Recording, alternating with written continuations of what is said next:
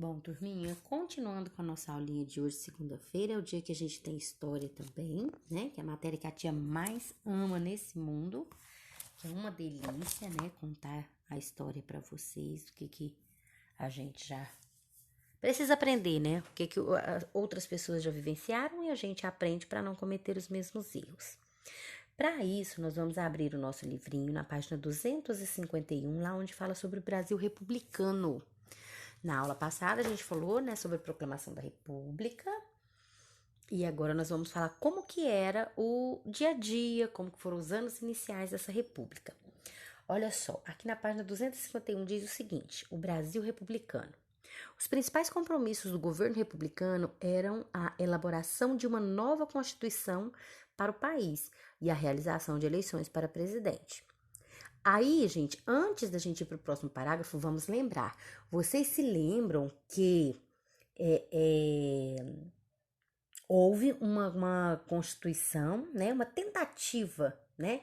De Constituição ainda, quando o Brasil era império, lembra? Só que aí o Dom Pedro queria mandar demais, ele não aceitava o que as pessoas falavam e ele até criou o poder moderador, que podia sim, né? Foi feita uma Constituição, mas que a última palavra tinha que ser a dele. Por isso que teve esse poder moderador, que podia ainda mandar e desmandar. Você se lembra, a gente estudou isso no finalzinho do módulo 2, né? Então, olha só. A primeira Constituição Republicana foi... Aqui, ó, falando sobre ela, ó. A primeira Constituição Republicana foi aprovada em 1891. Nela foi extinto o poder moderador e foi mantida a separação entre os três poderes da República, o Executivo, o Legislativo e o Judiciário.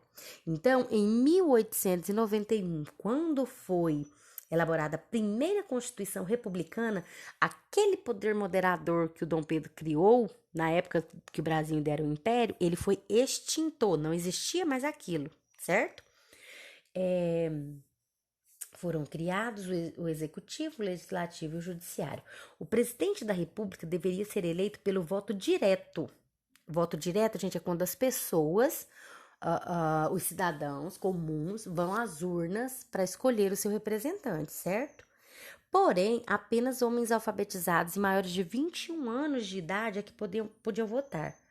Agora, vocês pensam, gente, num país onde pouquíssimas pessoas eram alfabetizadas, eram pouquíssimos votos, certo? Então, assim, as pessoas que tinham o poder do voto nessa época eram pessoas que tinham tudo, né, para valorizar o voto e tudo, mas na verdade, daqui a pouquinho ali na frente a gente vai ver que não foi bem isso que aconteceu, tá bom? Então, vamos fazer de conta que tudo estava às mil maravilhas, mas na verdade não estava, né? O Brasil era uma república, mas mudou a forma de governo. A situação da população continua a mesma, tá? A população pobre continuou pobre, a população rica ficou mais rica. Então, na verdade, não mudou tanta coisa assim para a maioria da população, não, certo? Agora a gente vai ver uma coisa bem interessante que contribuiu para que a diferença entre ricos e pobres aumentasse mais ainda. O predomínio de São Paulo e Minas Gerais. Isso daqui, gente, vocês vão estudar para o resto da vida de vocês, que é a chamada política do café com leite. Por que café com leite? Porque apenas 2 estados brasileiros é que comandavam o país inteiro. Era São Paulo e Minas Gerais. Por quê que ficou política do café com leite? O estado de São Paulo era um grande produtor de café e Minas Gerais era um estado que produzia muito leite. E aí o que acontece?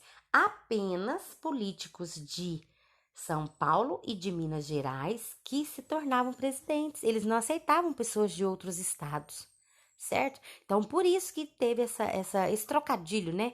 Política do café com leite. Por quê? Porque somente políticos de São Paulo e de Minas Gerais que podiam se candidatar e que eram eleitos. Agora fala, ué tia, mas por quê? Né? Não podia gente de outro estado. E se pessoas de outro estado ganhassem? Nós vamos descobrir que antigamente não era bem assim dá para confundir um pouquinho, porque no começo a tia falou que as pessoas maiores de 21 anos e alfabetizados podiam votar, né? Mas a gente vai ver o tanto que tinha roubalheira nessas eleições. O tanto que tudo era falsificado, tanto que as pessoas agiam de acordo com os seus interesses. Tá bom? A tia vai ler aqui para vocês agora o que diz o nosso livro a respeito dessa política do café com leite, tá bom? Aqui, ó. O período de cerca de 35 anos após a proclamação da República é chamado Primeira República. Nesse período vigorou a chamada política do café com leite, que consistia em uma aliança entre os estados de São Paulo e de Minas Gerais para dominar a política brasileira. Lembra o que a tia falou, né? Só de São Paulo e de Minas. Dessa maneira, a dominação política desses estados garantia que o governo federal concedesse privilégios aos cafeicultores sem levar em conta outros grupos. Vamos parar para a gente imaginar a seguinte situação: a gente vai eleger um representante da nossa sala. E aí a gente escolhe, a gente vota num representante que ele só gosta de coxinha no lanche. Ele adora comer coxinha. Todo mundo gosta, né? Mas vamos fazer de conta que a gente votou num que ele gosta de comer coxinha. E ele, como melhoria, aí ele ganha, né? Ele vai ser o eleito representante da sala, a maioria dos alunos votam nele. E aí ele chega lá na cantina lá e fala pra tia Márcia, fala: "Olha, a partir de hoje eu só quero coxinha no lanche.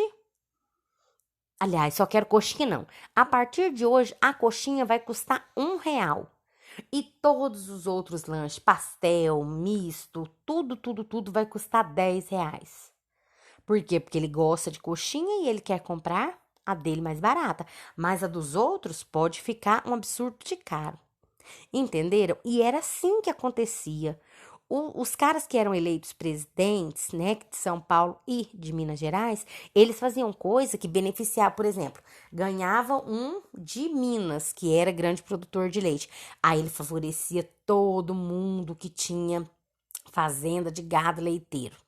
Aí, e favorecia também os cafeicultores de São Paulo, claro, né?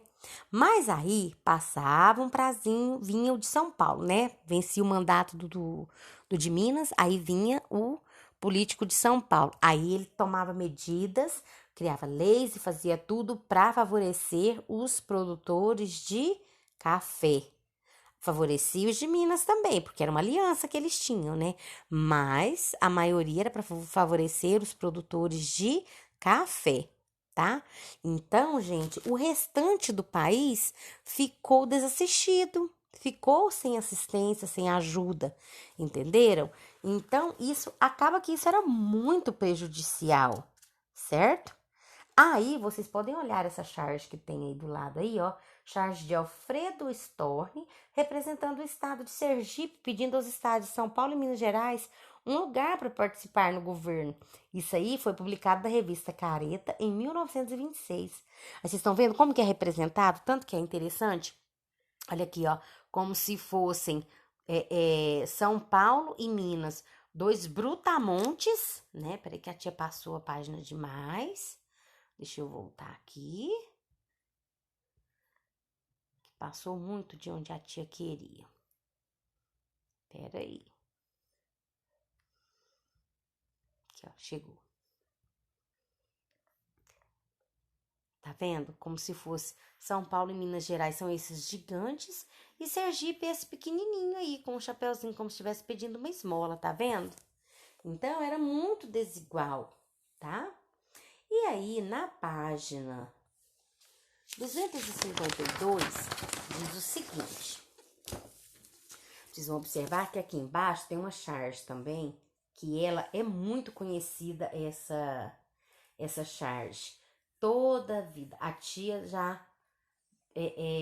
deu aula de história para o ensino médio, para a segunda fase do ensino fundamental, né? Sexto, sétimo, oitavo e nono, para o ensino médio. Todos os livros de história têm essa charge aí que fala sobre o voto do cabresto. Vocês se lembram que agorinha a tia falou com vocês a respeito de que as eleições eram fraudadas, né? Que tinha muita roubalheira. Então é mais ou menos isso daí, ó. Esse burrinho aí representa o eleitor. Esse outro que está aí de calça amarela e um paletó e tudo, indo votar, e ele levava o eleitor no cabresto, ou seja, ele fazia o eleitor votar em quem que ele quisesse. Era o coronel, por exemplo, assim, ó, tem um dono da fazenda. Aí ele queria que um amigo dele fosse presidente da república. Aí ele pegava todos os funcionários dele que podiam votar, né, que eram alfabetizados e maiores de 21 anos de idade, e levava esses funcionários para votar. E aí falava, ó, você tem que votar em quem eu quero, entendeu? É assim. Sem contar nas outras coisas também, por exemplo, assim, ó, a pessoa vendia o voto dela em troca de uma receita, de algum remédio, de uma comprinha do supermercado, entendeu? Coisas bem poucas mesmo. Então, vamos ver aqui essa página aqui para a gente finalizar. Olha só, o poder dos coronéis. Durante a Primeira República, que foram esses 35 primeiros anos, né, desde que a República no Brasil foi proclamada, durante a Primeira República, os grandes proprietários rurais, também conhecidos como coronéis, exerciam um forte domínio sobre a política local. Os coronéis controlavam a população principalmente por meio da violência. Eles mantinham à sua disposição muitos homens armados chamados jagunços. Esses jagunços perseguiam e intimidavam quem não acatasse as ordens dos coronéis. Além disso, os coronéis faziam favores às pessoas mais pobres e também as ameaçavam para conseguir sua obediência. Tem essa parte da violência também, tá? Aí vem aqui falando sobre o que a tia acabou de dizer para vocês. A tia já explicou, agora vamos ver a versão do livro. O voto do cabresto. Com o objetivo de se manterem no poder, os políticos da Primeira República faziam alianças com os coronéis. Nesse período, o voto no Brasil não era secreto. Isso é muito importante lembrar, viu, gente? Nessa época aqui não era secreto, ou seja, todo mundo podia saber em quem é que você estava votando. Em razão disso, os eleitores geralmente sofriam pressões para votar nos candidatos indicados pelos coronéis. Esse tipo de prática ficou conhecido como voto do cabresto. Aí tá aí assim, ó, a charge aí, ó, as próximas eleições de cabresto. Então, isso aí é assim, os funcionários, as pessoas tinham que votar em quem o coronel escolhesse, certo? E a tarefinha aqui, ó, só pra gente responder oralmente, tá? Hoje tá bom de tarefinha, né? Mas eu quero o vídeo de resposta disso aqui com a sua opinião. Olha só. Descreva os personagens dessa charge e o que cada um deles representa. A tia já até deu a resposta para vocês, né? E por que o eleitor foi representado dessa maneira? Essa número 2 aqui é a que a tia acabou de falar. Ela é de acordo com a sua opinião. Por que que você acha, né, que o eleitor foi representado dessa maneira? Então, eu também quero um vídeo de história respondendo oralmente a questãozinha da página 252, a número 1 e a número 2.